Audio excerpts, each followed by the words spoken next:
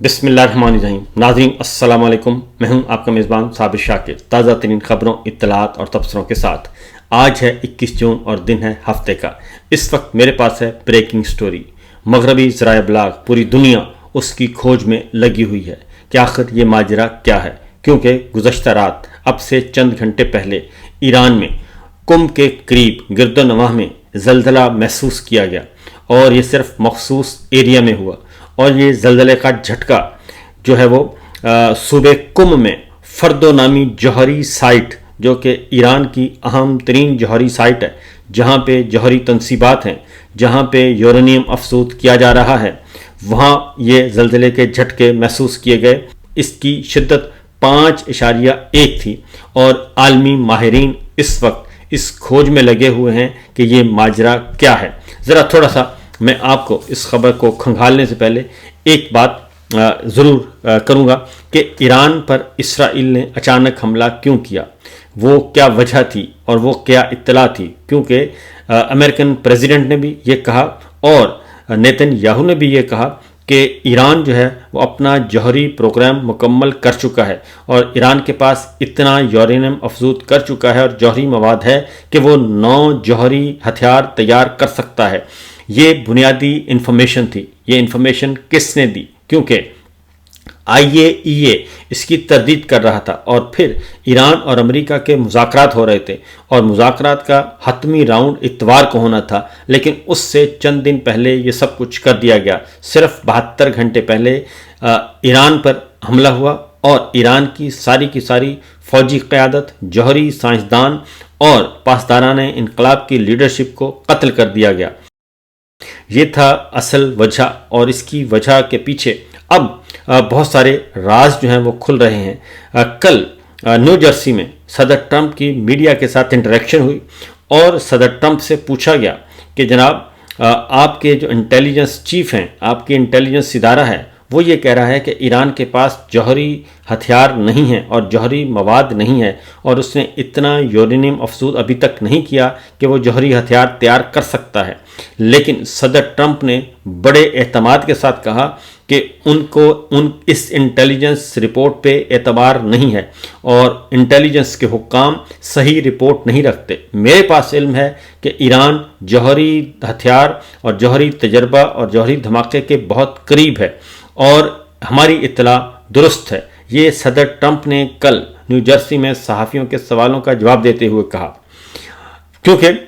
IAEA بھی اور intelligence reports بھی یہ کہہ رہی ہیں کہ ایران ابھی تقریباً 3 سال پیچھے ہے، لیکن پریزیڈنٹ ٹرمپ اور نیتن یاہو یہ بات ماننے کے لیے تیار نہیں۔ اسی لیے جو ایران پر حملہ ہوا اور ایران کی ساری عسکری قیادت کو اور جوہری قیادت کو قتل کیا گیا، اس وقت امریکہ کا وزارت خارجہ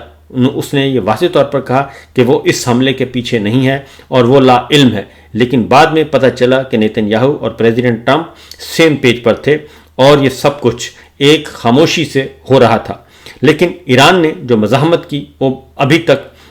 اس کو بھی اسٹڈی کیا جا رہا ہے کہ یہ اندازہ کیوں غلط ثابت ہوا۔ اب جو ہمارے پاس اطلاعات ہیں، برطانوی جریدہ ایکسپریس کی رپورٹ میں بتایا گیا ہے کہ جوہری تنصیبات کے قریب زلزلے کا مرکز ہونے کے باعث یہ چہمگوئیاں شروع ہو گئی ہیں کہ ایران نے ایٹمی تجربہ کر لیا ہے، اور ان چہمگوئیوں پر ایرانی حکومت کا واضح موقف سامنے نہ آنے سے یہ افواہیں مزید زور پکڑ رہی ہیں۔ ایرانی خبر رساں ادارہ دی مرر کی رپورٹ کے مطابق ایرانی بلاگر کا کہنا ہے کہ زلزلہ ایرانی پاسداران انقلاب کی جانب سے کسی بڑی ٹیسٹنگ کا نتیجہ ہو سکتا ہے، لیکن تاحال ایران کے سرکاری یا قومی سطح کے نیوز چینل سے ان خبروں کی تصدیق نہیں ہو سکی۔ دوسری جانب برطانیہ کے رکن پارلیمنٹ جارج گیلوے کا کہنا ہے کہ مجھے یقین ہونے لگا ہے کہ ایران نے مغربی تہران میں موجودہ زیر زمین جوہری تنصیبات میں ایٹمی تجربہ کیا ہے، جس کے باعث 5.2 کی شدت کے زلزلے کا ارتعاش پیدا ہوا ہے۔ اگر یہ درست ہوا تو سب کچھ تبدیل ہو جائے گا۔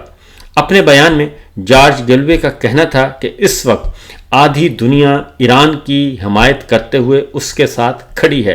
جس کے ساتھ آدھی دنیا کھڑی ہو اسے شکست دینا ممکن نہیں ہے۔ چینی تھنک ٹینک وکٹر گاؤ، جنہیں چینی حکومت کا غیر سرکاری ترجمان کہا جاتا ہے،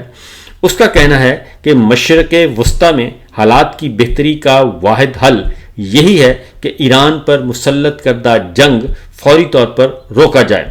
کیونکہ یہ ایک غیر منطقی اور بلا جواز جنگ ہے۔ انہوں نے واضح کیا کہ اگر امریکہ یا دیگر ممالک اسرائیل کی حمایت میں اس جنگ کا حصہ بنے تو چین سمیت خطے کے دیگر ممالک بھی ایران کی حمایت میں جنگ کا حصہ بنے گی۔ اب یہ سارا سلسلہ جو چل رہا ہے، اور پھر آگے جا کے ایک اور رپورٹ ہے، اور وہ یہ ہے کہ جناب چائنا یہ کہتا ہے کہ اگر یہ جنگ چھڑ گئی تو پھر یہ لامتناہی جنگ بن کر رہ جائے گی، اور ڈی ایسکیلیشن اور سفارتکاری ہی ان مسائل کا واحد حل ہے۔ دوسری جانب برطانیہ، فرانس اور جرمنی کے وزرائے خارجہ کے ایرانی ہم منصب عباس عراقچی کے ساتھ 3 گھنٹے طویل مذاکرات ہوئے، جس کے بعد فریقین نے مسائل کا سفارت کاری کے ذریعے حل نکالنے کی ضرورت پر زور دیا۔ مذاکرات جاری رکھنے پر اتفاق کیا گیا۔ ایرانی وزیر خارجہ نے یہ کہا کہ جنیوا میں ہونے والے مذاکرات باہمی احترام اور سنجیدگی پر مبنی تھے، جبکہ ایرانی میڈیا کے بقول اگر یہ عمل اسی طرح جاری رہا تو کچھ نکات مزید واضح ہو سکتے ہیں، جس سے سفارتکاری کی راہ ہموار ہوگی۔ ایرانی صدر مسعود نے کہا کہ ہم ہمیشہ سے امن اور سکون کے خواہاں ہیں، لیکن موجودہ حالات میں دشمن کی جارحیت کا غیر مشروط خاتمہ اور صہیونیت دہشت گردوں کی مہم جوئی کے خاتمے کی یقینی ضمانت اس مسلط کردہ جنگ کو ختم کرنے کا واحد راستہ ہے۔ لیکن اقوام متحدہ میں ایران کے سفیر نے کہا کہ جب تک ایران کی جنگی مشقیں غیر مسلح نہیں ہو جاتی، اس ایران پر اسرائیل کے حملے جاری رہیں گے، جس کے جواب میں سیکرٹری جنرل اقوام متحدہ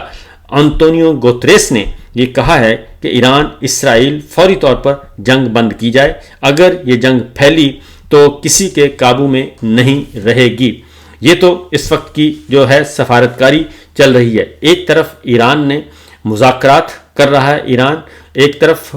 سٹیج لگا ہوا ہے اقوام متحدہ کی سلامتی کونسل جنیوا میں، اور یہ کال کیا ہے اجلاس ایران کی درخواست پہ بلایا گیا ہے۔ چین، روس اور پاکستان نے اس کو سپورٹ کیا، اور ایران کے وزیر خارجہ اس وقت جنیوا میں موجود ہیں، جبکہ دوسرا ایونٹ جو ہوا وہ بھی جنیوا میں ہوا، اور وہ یورپی ممالک کے وزرائے خارجہ کے ساتھ ایرانی وزیر خارجہ عباس کی جو گفتگو ہوئی۔ ایک طرف مذاکرات کا سلسلہ چل رہا ہے، اور پریزیڈنٹ ٹرمپ نے کہا ہے کہ یہ 2 ہفتے کی جو ہم نے مہلت دی ہے یہ مہلت ہے، اور 2 ہفتے کا وقت ہے ایران کے پاس کہ وہ اپنے معاملات ہمارے ساتھ صحیح کرے اور ایک ڈیل سائن کرے۔ لیکن جو ایک طرف یہ سب کچھ چل رہا ہے، لیکن جو رات ڈیولپمنٹ ہوئی ایران کے اندر اور کم کے قرب و جوار میں ایک زلزلے کا ایک مخصوص ایریا میں زلزلے کا جھٹکا محسوس کیا گیا، اور 5.1 اور 5.2 اس کے بعد مغربی ممالک اس کھوج میں لگے ہوئے ہیں، کیونکہ نیتن یاہو نے واضح طور پر یہ کہا ہے کہ ہم ایران کی جوہری تنصیبات کو نشانہ بنائیں گے، اور روس نے یہ کہا ہے کہ اگر ایٹمی توانائی کے گھر کو نشانہ بنایا گیا، جہاں پہ روس کے بھی ورکرز کام کر رہے ہیں اور روس کے تعاون سے ہی یہ سائٹ موجود ہے، اگر اس کو نشانہ بنایا گیا دوبارہ تو پھر روس جو ہے وہ دیر نہیں کرے گا اس جنگ میں کودنے کے لیے، جس کے بعد یہ یقین دہانی کروائی گئی کہ اب یہ ایسا نہیں ہوگا۔ جبکہ دوسری جانب IAEA نے بھی خبردار کیا ہے، ایٹمی توانائی کی عالمی ایجنسی، اس نے بھی خبردار کیا ہے کہ اگر ایران کی کسی بھی جوہری سائٹ کو نشانہ بنایا گیا تو اس کے خطرناک نتائج برآمد ہوں گے، کیونکہ ان سائٹ پہ جو مین ان کا مرکز ہے وہاں پہ اتنا جوہری مواد موجود ہے، یورینیم افزود کیا ہوا جوہری مواد موجود ہے کہ اگر وہ لیک ہوا یا وہ پھیلا تو پھر یہ دور تک نقصان پہنچائے گا۔ ان حالات میں جبکہ صدر ٹرمپ اور نیتن یاہو جو ہے وہ اپنے ہی انٹیلیجنس اداروں کی رپورٹس پہ بھی یقین کرنے کے لیے تیار نہیں ہیں، جبکہ مارچ 2025 میں اب آج سے 3 مہینے پہلے یہ رپورٹ प्रेसिडेंट ट्रंप के टेबल पे गई थी, जो उन्होंने मुस्तरद कर दी थी, जिसमें कहा गया था कि ईरान जौहरी मवाद हासिल करने के अभी करीब नहीं पहुंचा, अभी उसको देर है और उसका जौहरी प्रोग्राम पुरअमन मकासद के लिए है। जबकि इस वक्त भी ईरान में जो जौहरी साइट्स हैं वहाँ पे IAEA के एक्सपर्ट्स और माहिरीन भी वहाँ पे मौजूद हैं, जो ऑब्ज़र्व करते हैं और जो ऑब्ज़र्वर्स हैं। तो इन हालात में रात ज़लज़ले का झटका आना और उसके बाद ईरान की तरफ से मुकम्मल खामोशी, इसके बाद बहुत सारे सवालात उठ रहे हैं कि आया ये माजरा क्या है। लेकिन जो हमारी इत्तलात हैं, और क्योंकि इस वक्त ईरान को सिर्फ ईरान अकेला नहीं, उसको टेक्निकल सपोर्ट हासिल है चाइना की और रूस की, क्योंकि दोनों मुल्कों के साथ उसके बेहतरीन दोस्ताना ताल्लुकात हैं और एतमाद वाले हैं। और ख़ास तौर पे चाइना के साथ तो तिजारती राहदारी और फिर बेल्ट एंड रोड इनिशिएटिव और फिर अरबों डॉलर का इन्वेस्टमेंट और 25 साल की तिजारती शराकतदारी का मुआहदा अज़ खुद एक बहुत बड़ा ताउन है। और इसीलिए चाइना जो है, इसलिए चीन के सदर और रूस के सदर जो हैं वो बाहम मुसलसल राब्ते में हैं और ख़बरदार कर रहे हैं कि अगर अमेरिका इस जंग में कूदा या यूरोप इस जंग में शामिल हुआ तो फिर चाइना और रूस भी दोनों इस जंग का हिस्सा बनेंगे। इन हालात में असल जो क्वेश्चन है वो है पाकिस्तान का, कि हम कहाँ खड़े हैं और हम किस तरफ जा रहे हैं। और अगर इस बार गलती की गई और जैसा कि हम प्रेसिडेंट ट्रंप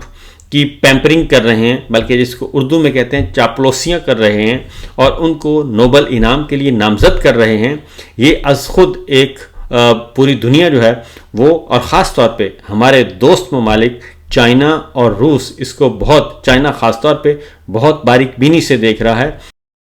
कि आखिर माजरा क्या है। क्योंकि जो वाइट हाउस में जनरल आसिम मुनीर साहब के साथ प्रेसिडेंट ट्रंप का जो लंच है वो अभी बहुत सारे लोगों को हज़म नहीं हो रहा कि आखिर क्या वजह बनी कि ये बंद कमरे का इजलास हुआ और फिर एक डील जो है जिसकी मगरबी दुनिया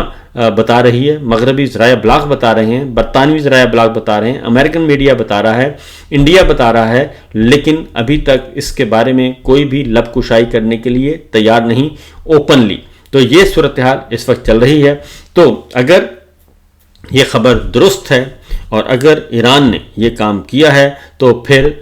ये बात जहन में रखिएगा कि ईरान जो है वो दूसरा मुस्लिम मुल्क है जो जौहरी तवानाई, जो जौहरी हथियार जो है वो रखने वाला मुल्क होगा और जौहरी ताकत बनने वाला मुल्क होगा। क्योंकि इस वक्त सिर्फ पाकिस्तान था इस्लामी दुनिया में जिसके पास जौहरी सलाहियत है और जौहरी खिलौने मौजूद हैं। तो अगर ईरान के पास हैं तो ईरान भी मुस्लिम ममालिक में दूसरा मुल्क होगा और शिया रियासत पहली होगी कि उनके पास ये जौहरी हथियार मौजूद होगा। तो देखते हैं कि आगे आगे होता है क्या। बड़ा क्रूशल और बड़ा ही संजीदा मामला है और हसास मामला है। अभी आने वाले दिनों में उम्मीद है कि ये सारा राज जो है वो पिन्हा हैं, जो बहुत सारी चीज़ें छुपी हुई हैं वो मंजर आम पे आ जाएंगी। फिल वक्त दीजिए इजाज़त। अल्लाह हाफिज़।